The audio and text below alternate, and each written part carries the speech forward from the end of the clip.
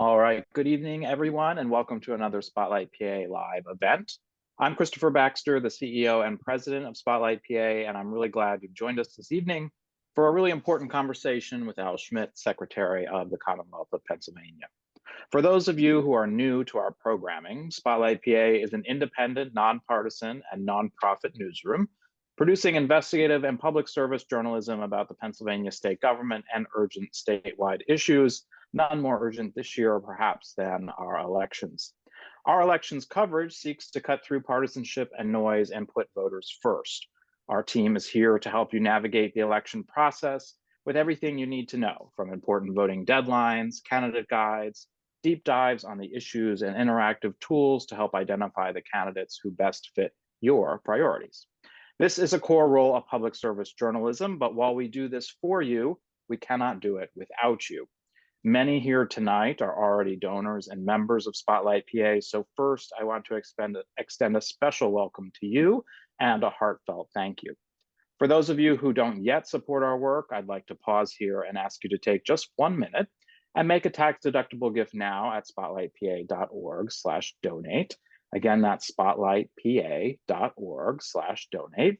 Your support not only allows this event, future events, and really all of our journalism to continue, you also allow us to keep all of that vital information and programming free and available to all as a public good and a public resource. Once again, please make a gift at spotlightpa.org/donate. We're also very lucky tonight to be co-hosting our event with Votebeat, the only newsroom in the country dedicated specifically to covering elections and the mechanics of voting, from early and mail-in voting to voter registration and election security. Votebeat's coverage is rooted in local communities, and their stories are available at no cost to readers directly through their website or their many newsletter products or through Spotlight PA here in Pennsylvania. As a nonprofit newsroom, Votebeat relies on the generosity of donors and supporters to continue providing the accurate news and information that voters need to participate in a healthy democracy. To learn more about Votebeat, how you can donate, and how you can support their great efforts and their great partnership with us, please visit votebeat.org. A few housekeeping items. Today's event will be recorded and posted on our website within a few days, so keep an eye out for that if you want to watch again or if you know anybody that couldn't make it this evening. We have received a tremendous number of questions in advance of the event, and thank you for that. We're excited to see the engagement. We will get to as many of those as possible during our time with the Secretary, but it is limited. So we'll do our best, but there are a lot of questions we won't be able to get to this evening. If you want to submit one during the event, we will also pull a few of those in, and you can do so using the Q&A section right here in Zoom. If you look at the bottom of your screen, little Q&A button, click that open, type a question, and our team will pull a few of those as well. And with that, I want to go ahead and get things started, hand things off to Kate Huangpu, government reporter for Spotlight PA, who will co-moderate today's discussion with the Secretary. Kate? Thanks, Chris. Hi, everyone. Thanks for coming tonight. As Chris mentioned, my name is Kate Huangpu. I'm a government reporter here at Spotlight. Today's event will be centered around the topic of building trust in election administration. How elections were run was the center of a lot of scrutiny in 2020 and resulted in copious amounts of litigation in the following years. Over the course of the next hour or so, we'll be talking to Pennsylvania's Secretary of State, Al Schmidt, and the Executive Director of Pitt's Disinformation Lab, Beth Schwanke, to unpack, debunk, counter misinformation at its root. My colleague, Carter Walker from Votebeat, has reported extensively on this topic.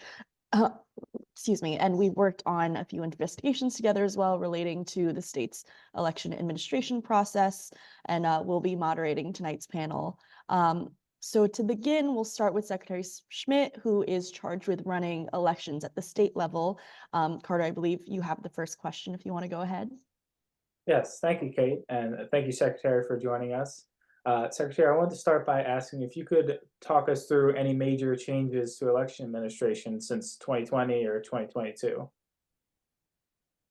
Thank you, Carter and Kate, and Spotlight PA and Votebeat. I've been a consumer of your reporting for some time, and we all play an important role when it comes to voter education as it relates to elections. With so much misinformation and disinformation out there, and Carter, related to your question, elections have changed a lot since 2020.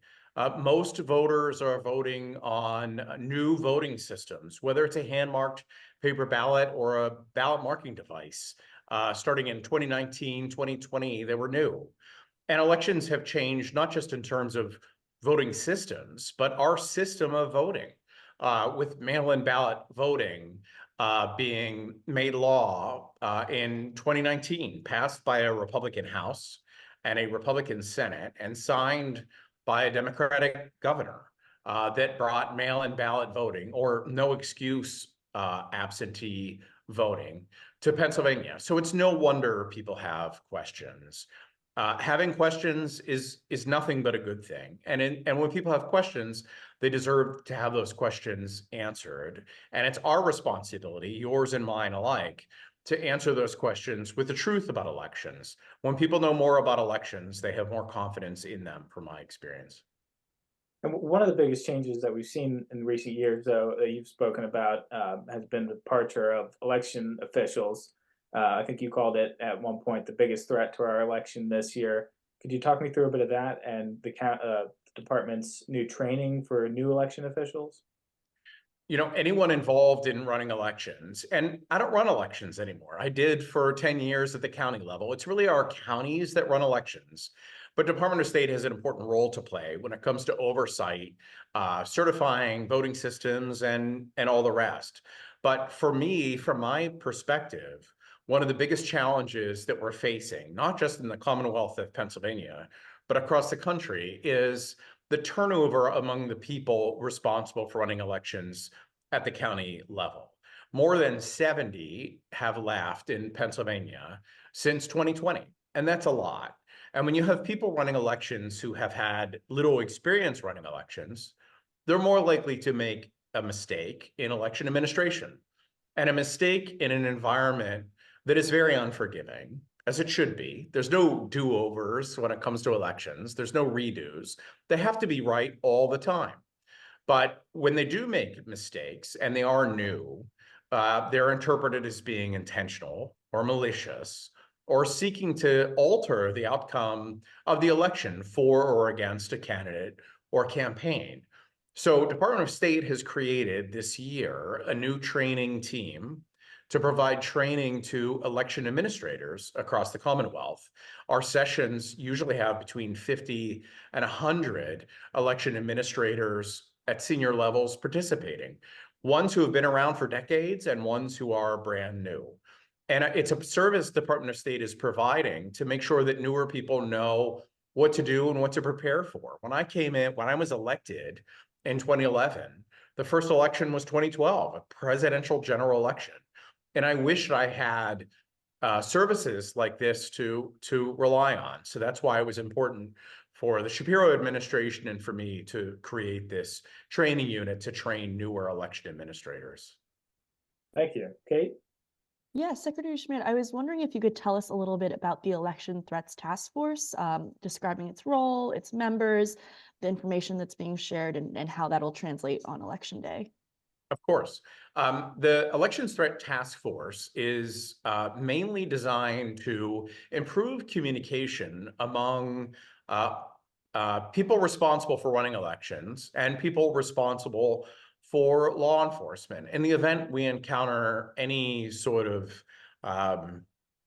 ugliness like we encountered in 2020 and off and on since 2020.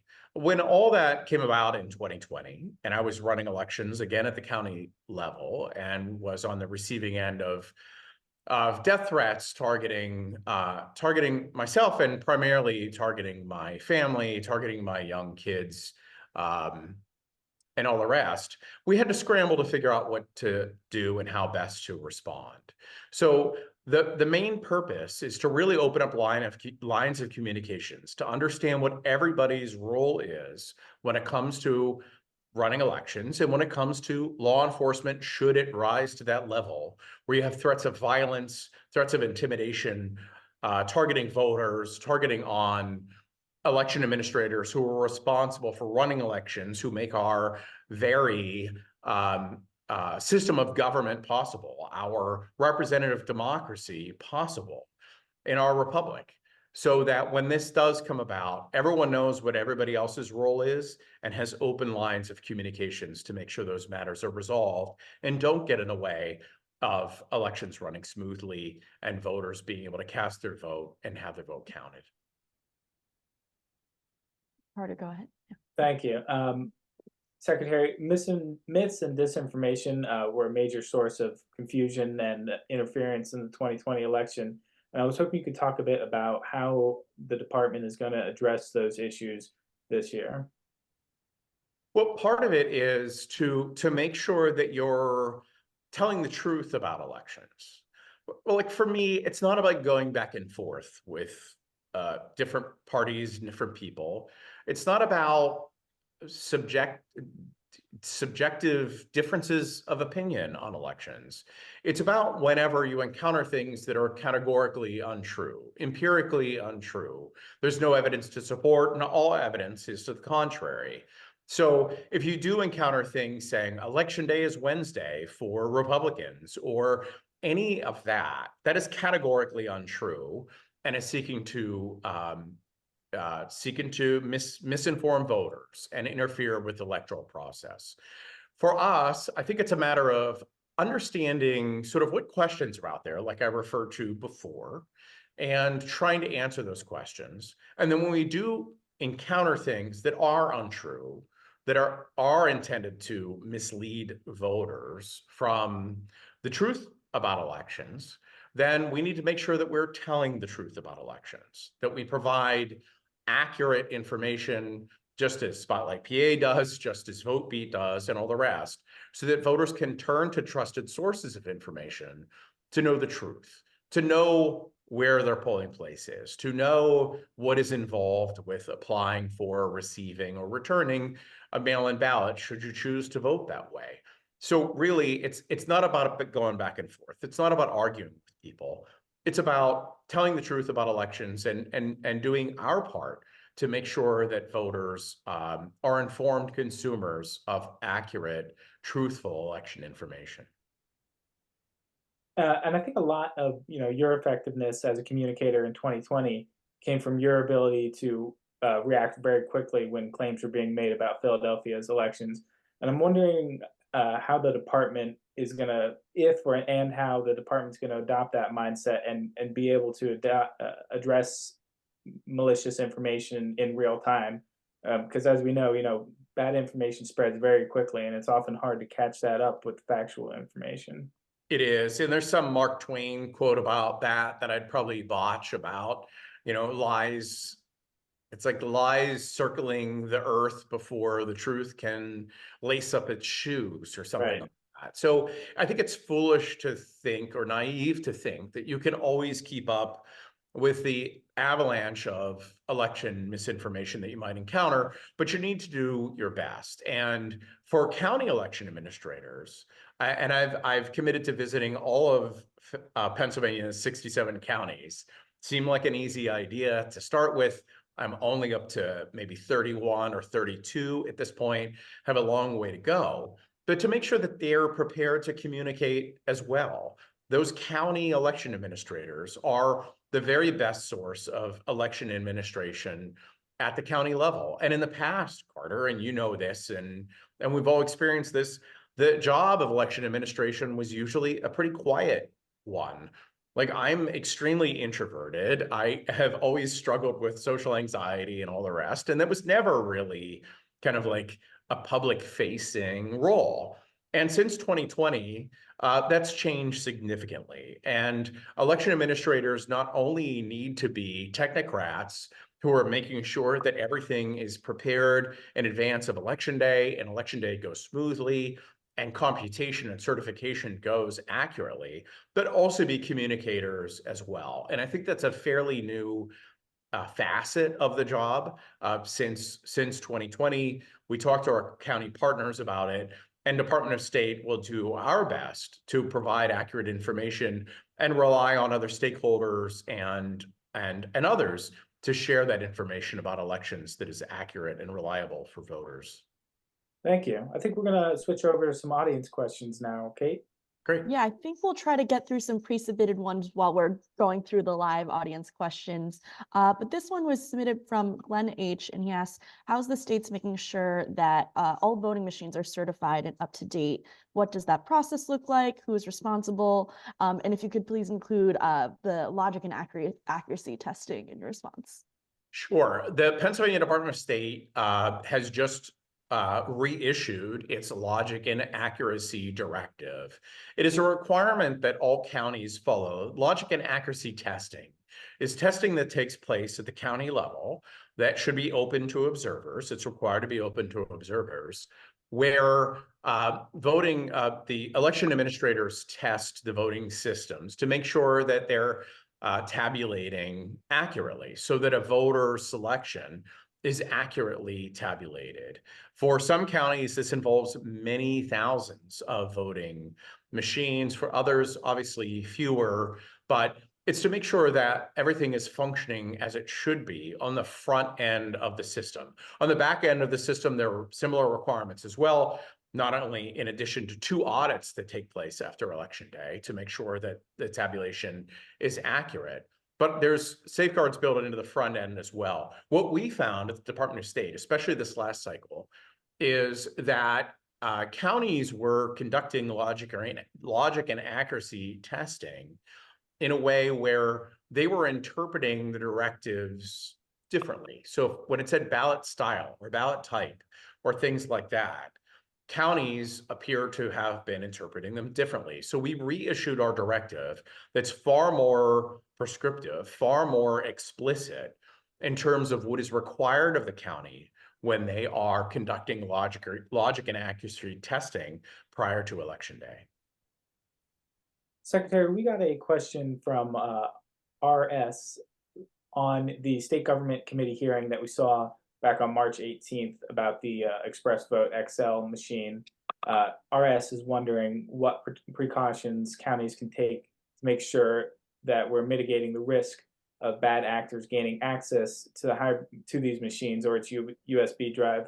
And I wanted to add to that, we've seen issues with that particular machine now across a couple of different elections. And I'm wondering if the department has thought about whether or not they should be re-examining the certification for that device. If I can provide some background to RS's question, in Northampton County and a few other counties in Pennsylvania, voters vote on something called the ES&S Express Vote XL. It's essentially, it looks almost like a great big iPad. So you make your selections and then it prints your selections on a ink on paper ballot that the voter views and reviews and verifies prior to casting their vote. So in a way, it's almost like a big ink pen in a way. It's marking the selections that the voter chose. In Northampton County, this past election, a clerk mislabeled 2 races, or they're both races for retention for Superior Court. There were 2 candidates on the ballot. They weren't running against each other. They were straight up or down votes for each one. And when abbreviating the title of that race, not candidates' names, but like title of that race, the operator or clerk entered the names wrong. So if there are 2 candidates, candidate A and B, they entered candidate B and A. So the good news, if there is good news, is that the voter selection and the tabulated vote results matched one another. So no votes were altered as a result of that labeling error, but it undermined the whole purpose of voter verifiable paper ballots, where the voter, whether it's hand marked or the ballot marking device, reviews their selections prior to casting their vote. That was damaging, in addition to obviously contributing to people having questions about elections and making it seem like they're not reliable, even though in this case, the voter selections match the tabulated results. In that case, and in the same county some years before with the same system, both were the result of a manual error when programming the machine that was not caught during logic and accuracy testing. So there wasn't some glitch with the machine. It wasn't like you voted for one candidate and it recorded your vote for a different candidate. It was a manual error when labeling those offices. That isn't to minimize the harm at all. That's just to clarify that the issue wasn't some technical glitch with the voting system. It was a human error that occurred when labeling those races that was not caught in logic and accuracy testing.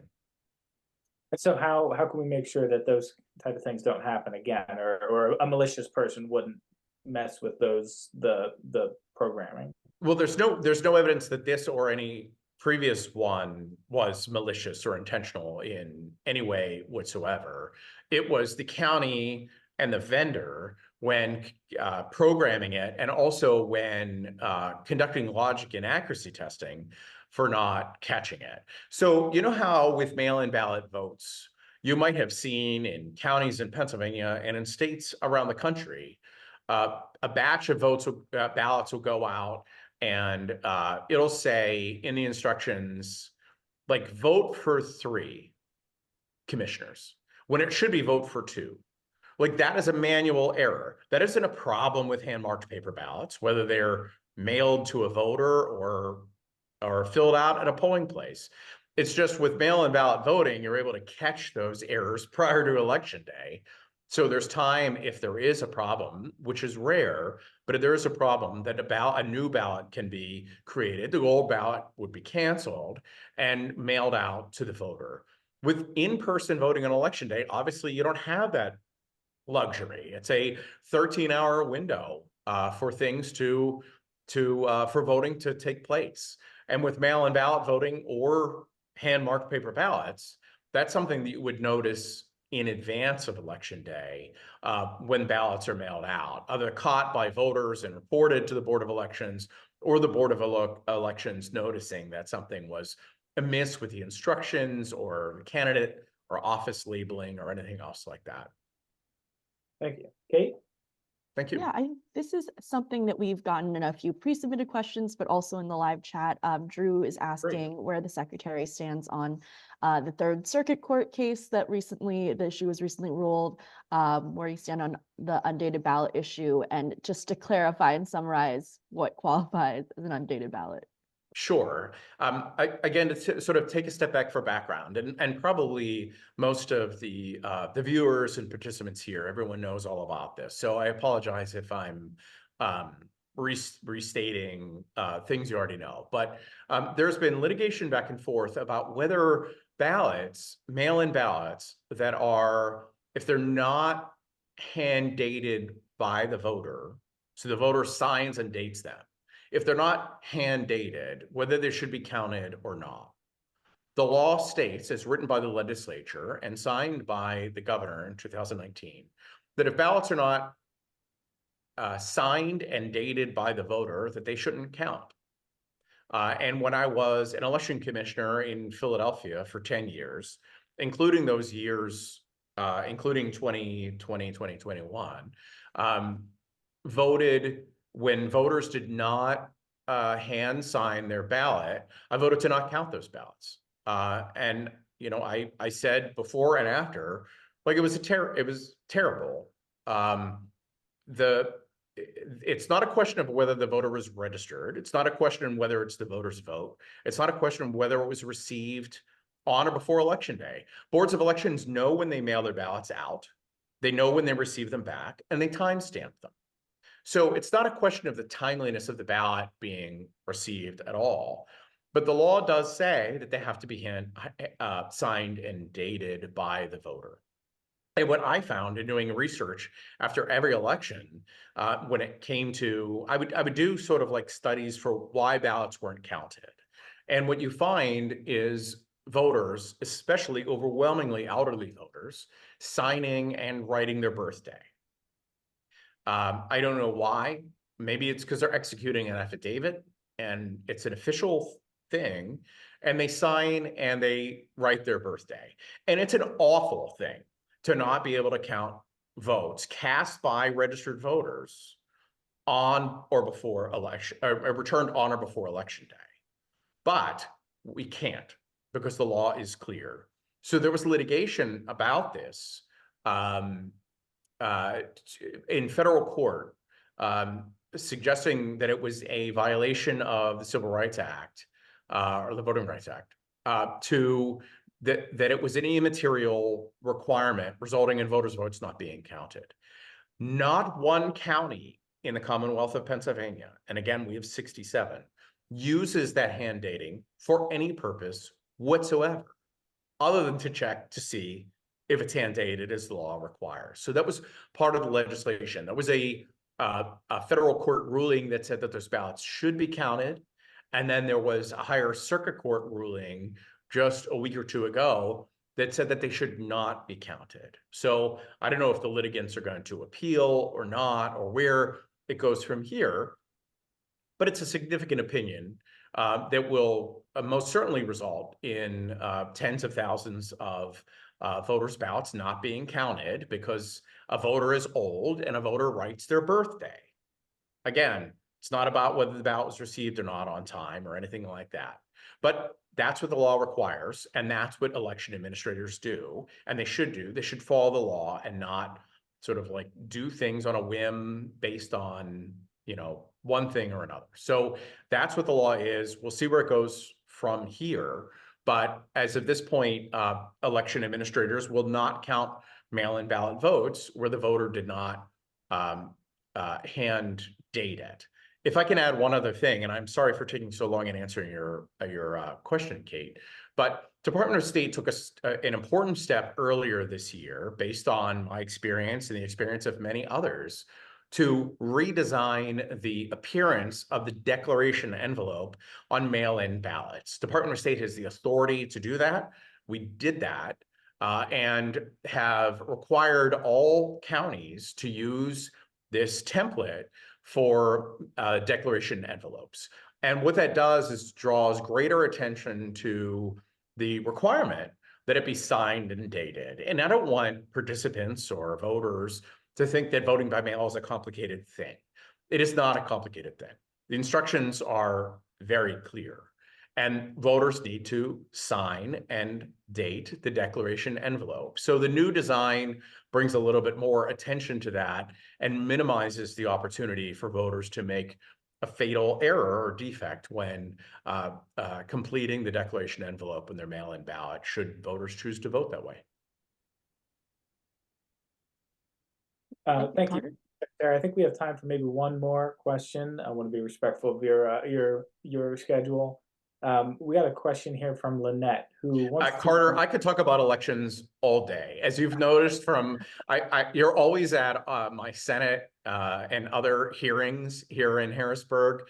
And as you've noticed, they might be scheduled for 1 hour and they'll go on 2.5 hours. So I enjoy talking about elections. I know it's important. You know it's important, and I'm grateful for these questions. So, well, I'm happy to stay here for 2 hours if you'd like, but I'm sure your staff had other thoughts and other stuff for you to do.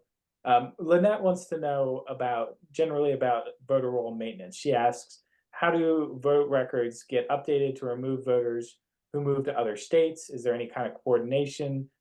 She's concerned about people she hears moving to other states that have stayed on the rolls for a long time. So could you talk us through that? Yes. In Pennsylvania, there are only a couple of justifications for canceling a voter's voter registration record. One of those is obviously if a voter is deceased and the county receives a notice from the Department of Health, or can also look at obituaries and cancel them if they've died. All these are voter roll maintenance, list maintenance, it's called, issues. And it's a real frustration for me. It was a frustration at the county level and at the state level. Counties are required to conduct list maintenance.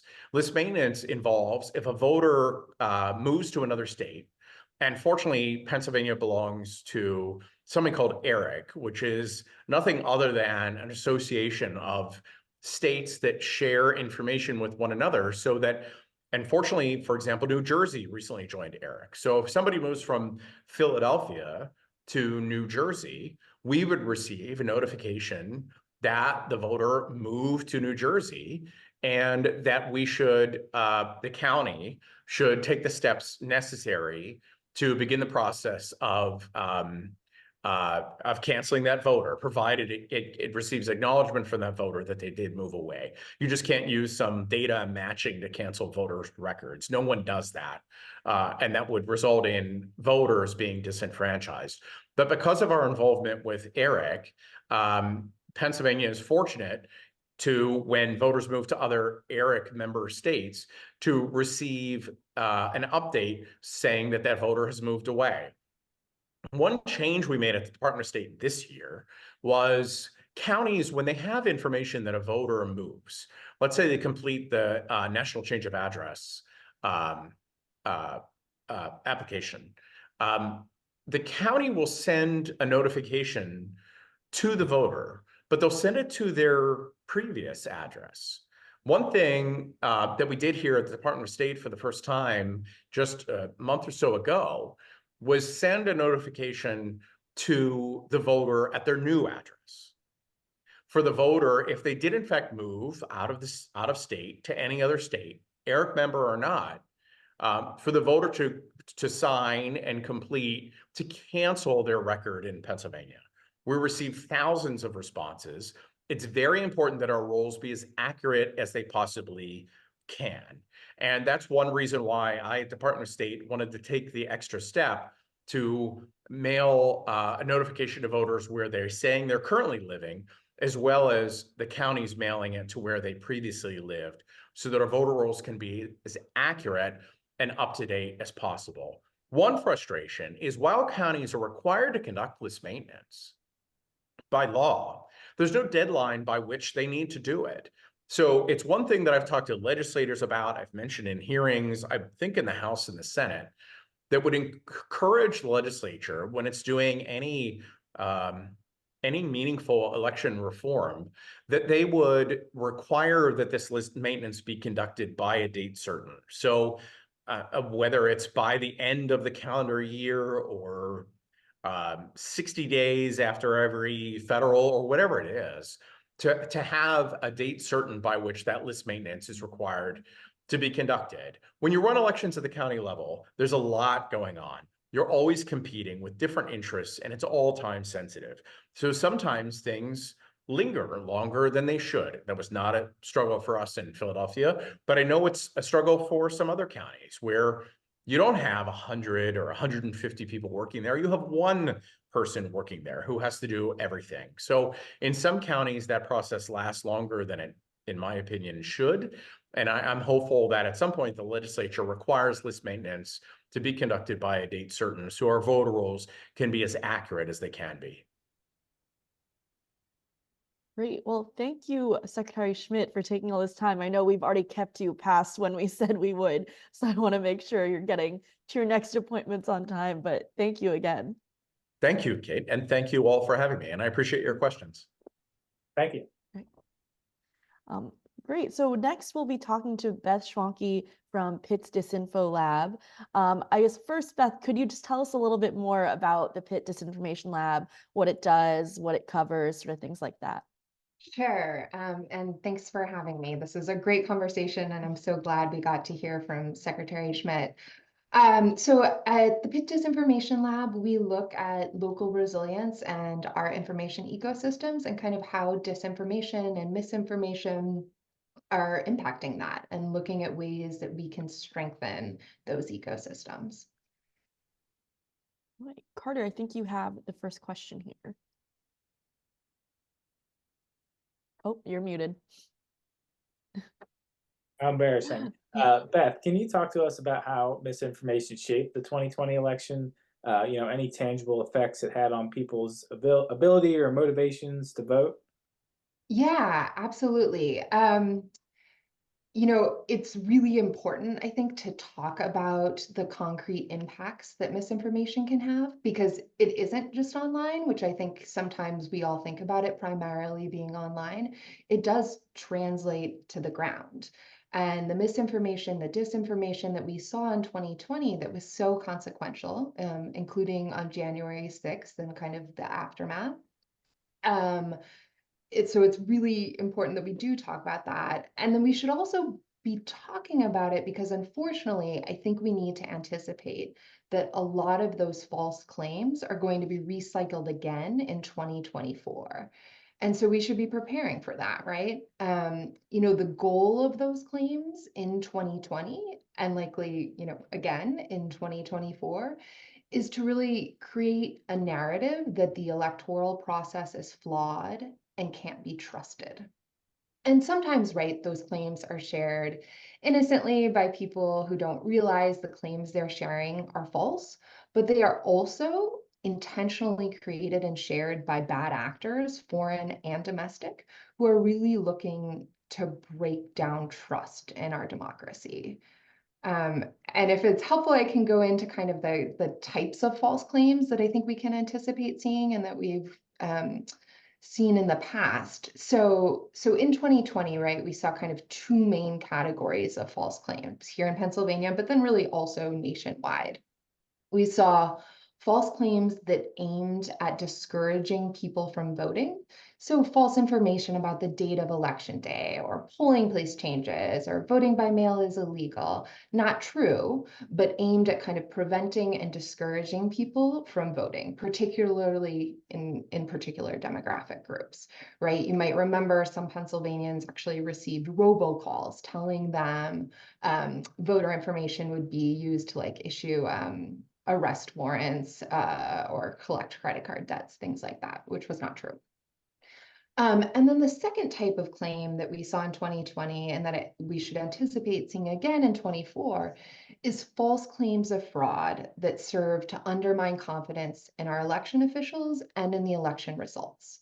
So deceptive claims about ballots being lost or ballots being found, about dead people or undocumented immigrants voting. And I predict that we're going to see quite a lot of focus on undocumented people voting this fall. And we also often see procedural changes or just mundane things or human error get picked up and claimed as evidence of fraud. But what all of these claims do, no matter what the exact content is they chip away at trust, right? They chip away at trust between individuals, in institutions, and in democracy. And even if people know not to believe them, they still accelerate distrust and polarization. So I think they can be really genuinely damaging. That sort of leads nicely into our next question, which is what are some of the best practices for the Department of State, for state level officials to sort of foster trust in the election process? Yeah, that's a great question. And I love that you're framing it as fostering trust, because that's actually what's really critical here, right? Because the most important thing that the Department of State does is that it helps our counties run safe and secure elections, right? That's their number one, what they need to be doing. And they're doing a great job of that. But as you know, as the Department of State knows, as Secretary Schmidt certainly knows, it's not enough to just have to have secure elections, right? People also need to trust those elections. And I think, fostering trust and understanding how our elections work is a really long-term process, right? It is complicated. Our election administration is wildly complex and it's confusing. And so that type of fostering of education and trust can't be done just right before election day. So kind of every effort to get out in front of bad information by sharing accurate information is important. So the more accurate information we can be sharing now about how our elections work, how they are safe and secure, the more we're doing to prepare people to know not to trust that bad information when it does start to ramp up. So forums like this, of course, are great. All of Spotlight PA and Votebeat's reporting is really important. And the Department of State and our county should also really be continuing working to get accurate information out to demographic groups that are particularly at risk of receiving bad information, not just assuming that everybody is going to get their information on their website, which they're very aware of. And so that can mean sharing information out directly, but also working with trusted messengers for those communities too. So beyond just trying to get out good information to the public, when and where you can, are there other practices states have been engaging in to try and limit the spread of misinformation? Anything that maybe Pennsylvania could adopt?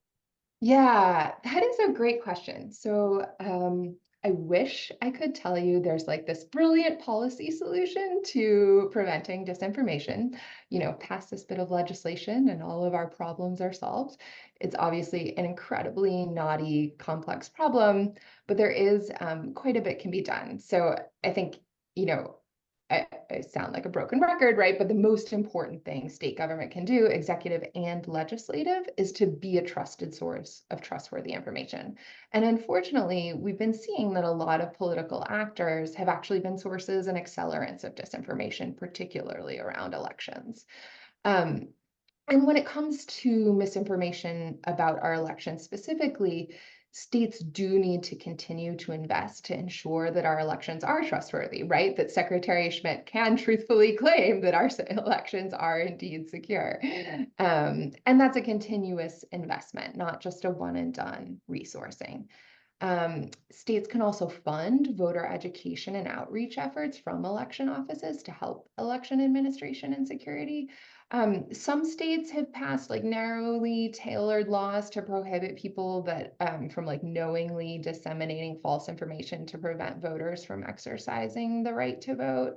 I haven't yet seen much research on the impact of that, but actually the most important thing that Pennsylvania could do is update some of its election laws to help tighten some of the administration of elections.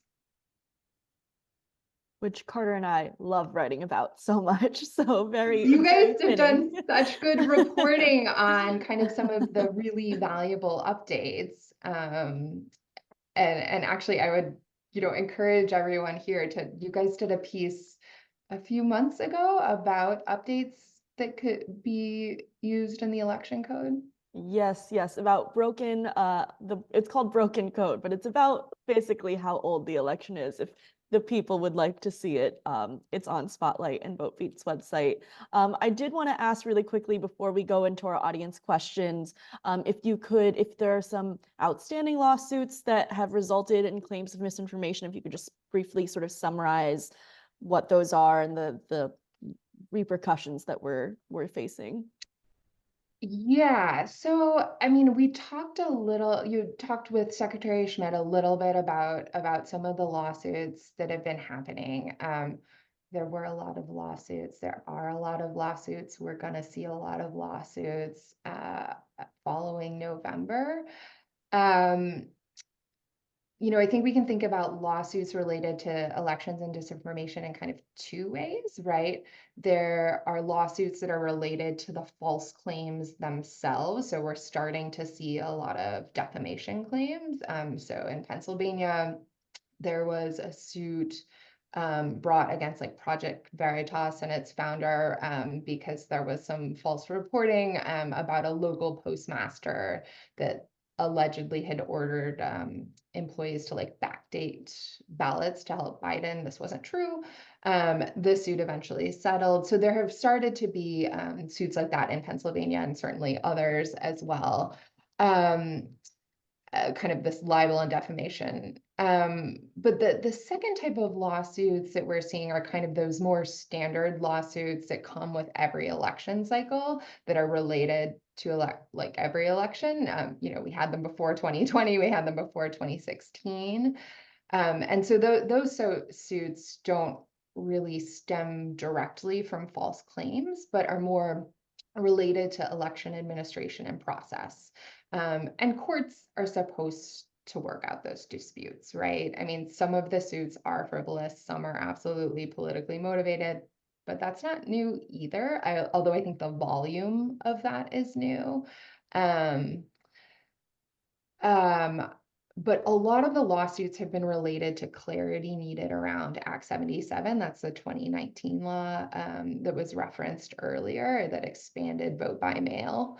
And so a lot of folks have been encouraging Harrisburg to really clarify that 2019 law rather than waiting for the courts to do so. And that's something that would be quite valuable. I think if Secretary Schmidt is still listening, he's probably applauding your answer on the courts being the places to work out these disputes. He's always saying that these things need to be talked out in the courts. That's what they're for. So we're going to switch to audience questions now. We have one from Richard that gets to something you were talking about needing to have our state and elected officials be trusted sources of information. Richard asks, how do we stop the spread of election disinformation when those responsible are PA legislators? Yeah, that's a really tough question. And I think, unfortunately, there's not a great answer to that, right? I think that we have seen that, and frankly, like the fact that politicians have themselves been perpetuating disinformation is a tremendous challenge. So maybe this is a really small answer to what is a really big problem. But I think often people don't realize this. So I will talk about one way that we can all help stop the spread of misinformation, including from politicians. So if you see someone sharing something on social media that you know is false or really misleading, the best thing that you can do actually is not to respond. So you should actually just ignore it. Don't respond in comments. Don't give it an angry face or whatever. Thumbs down. Don't reshare it, even if you're resharing it and including the accurate information. And that's because when you engage with a post on social media, even in a negative way, you're telling the platform's algorithm that more people should see that post. So it's backfiring on you. You're actually accelerating the spread of bad information. So one thing you can do instead is create a new post, a separate post that shares accurate information about the topic. And this isn't usually particularly effective with politicians, but if it's somebody you can actually reach out offline and have a conversation. That can be a lot more effective than an online back and forth. One other pre-submitted question we got was about misinformation this year. So if you have examples of like sort of viral, the most common stories or narratives you're seeing in misinformation this year, if they're the same falsehoods you saw in 2022 and 2020, or if there's something new about this year. Sure, that's a great question. So we are seeing a lot of not a lot, but we are seeing new disinformation about ERIC, which is the registry system that we were discussing before that actually helps prevent fraud. So I find it like incredibly frustrating that it's become a source or a disinformation challenge. And then we certainly saw in 2020 lots of disinformation with respect to immigrants, but we are, I think, just really seeing an uptick in that, in part, I'm sure, aggravated by concerns about the border. So, Beth, Allie wants to know, why can't a video produced by the Board of Elections explain election procedures be sent to various public and private organizations for viewing, I think, to help dissuade some misinformation? And I wanted to point out that, Chester County's elections office has been putting out a video series this year, going behind the scenes on a lot of their election procedures. They just did one on their logic and accuracy testing. So to Allie's question, do you think that a video series or departments doing something like this is a good way to build trust? Yeah, actually, I think videos are great, right? That's the way a lot of people engage with information now. And I think Department of State has previously had some great videos. Some counties are doing it. And I think anything we can do to kind of bring people into election administration and understanding like what really happens, when there are not security concerns to doing so, I think is really, really useful. Yeah, absolutely. One of the live questions we got from Jill is about misinformation and disinformation targeting communities of color, voters who don't primarily speak English. Can you talk a little bit about some best practices when handling misinformation targeting these communities? Absolutely. And that's a real concern, because, while a lot of the disinformation that's discovered and reported on is in English, for example, right? And so if there is disinformation that's not in English, often it's not caught, it's not seen. Or a lot of immigrant communities use WhatsApp, a lot of WhatsApp, and that is, typically not studied by researchers. It's much more of a private means of communication, and so disinformation can really flourish there. And not only that, but like so not only do we have kind of less visibility into what is happening in terms of disinformation to different demographic groups that don't speak English, or and also just are less studied for various reasons. We also there's a lot of evidence that they are very specifically targeted. So for example, as the Senate Intelligence Committee reported on the 2016 election, African Americans were directly targeted by Russian disinformation to discourage voting. And so, right, if you know that a group is reliably Republican or fairly reliably Democrat, right, like then bad actors can target accordingly. And that's actually why I love when Department of State puts things out, in English and Chinese. We certainly try, in Spanish, like we certainly try to do the same. And I think actually that's a place where a lot of civic organizations who work with those communities, who are part of those communities, could really play a role in helping share trusted information, accurate information from county election officials from the Department of State. Beth, we have a question here from Jim, which is something I think about as an election reporter all the time. Jim points out that sometimes the process of calling out misinformation can help it spread. So how do you recommend combating mis and disinformation? And to tack onto him, like, what is a good framework for making that calculation on when it's better to ignore something and when you should address something? Yes, that is a great question.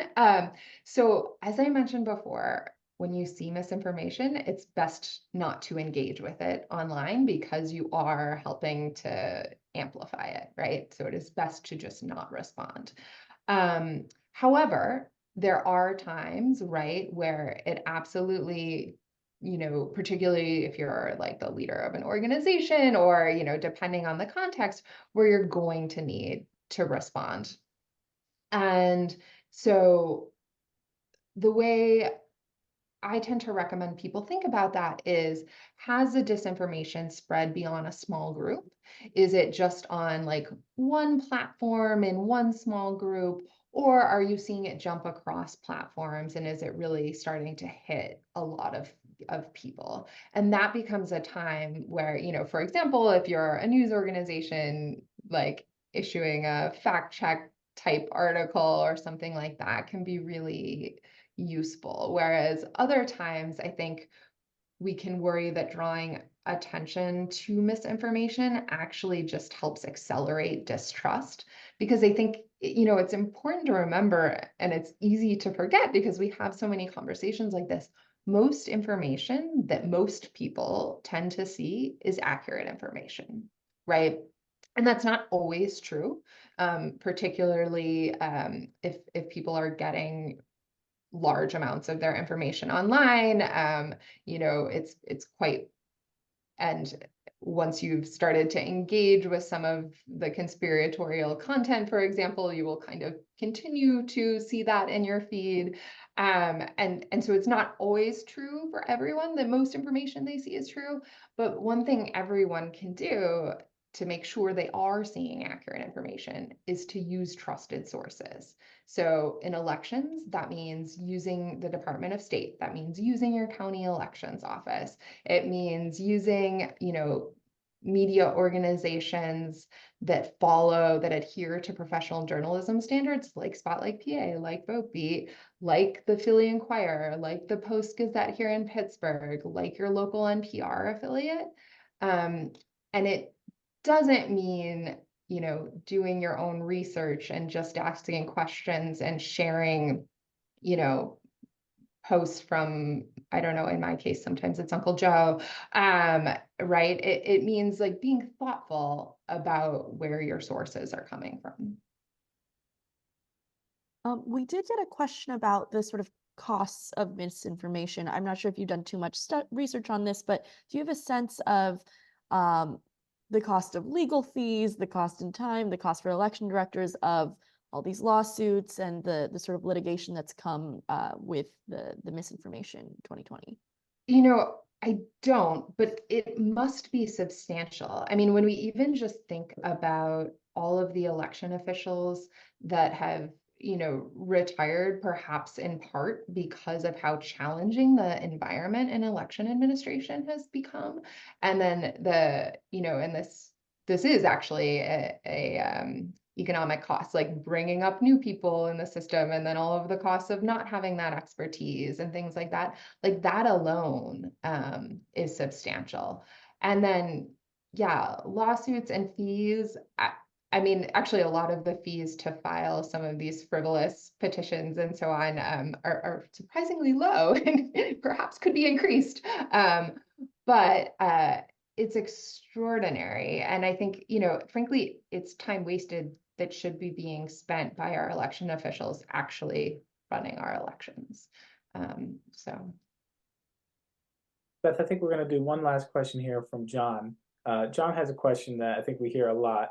How does combating misinformation impact freedom of speech? Yeah, it's a really challenging one, right? We have tensions on that. So I think, right, the government is not regulating your speech. You are free to say whatever ridiculous thing you like online. And so if we're talking about, but like a social media company, right, can in fact choose to pull that down in accordance with their terms of service usually, right? And that doesn't violate the First Amendment because the social media company is not government. But there are places where there are tensions, right? So like what types of legislation can the federal government or state governments enact with respect to social media? And I think, we're seeing a lot of really interesting cases now, including before the Supreme Court, that are kind of going to shape what that looks like in years to come. So I think stay tuned on a lot of this. I mean, there's a lot of really good law, a lot of good precedent already out there around tensions of the First Amendment. But I think it's definitely going to be a really interesting area of jurisprudence as we move forward in the next 10 years or so. Definitely been watching that. Great. Well, I think we'll try to wrap it up there just in the nick of time. But thank you, everyone, for joining us tonight. And a special thank you to our panelists, Secretary Al Schmidt and Beth Schwanke, as well as my co-moderator, Carter Walker. You can find more about our past and upcoming events at spotlightpa.org/events. You can find all of our election coverage at spotlightpa.org/elections. You can follow Carter and all of VoteBeat's great work at votebeat.org. And yeah, have a great rest of your night, everyone. Thank you for coming. Thank you, Beth. Thanks, Yes, Carter thanks. and Kate. This was great.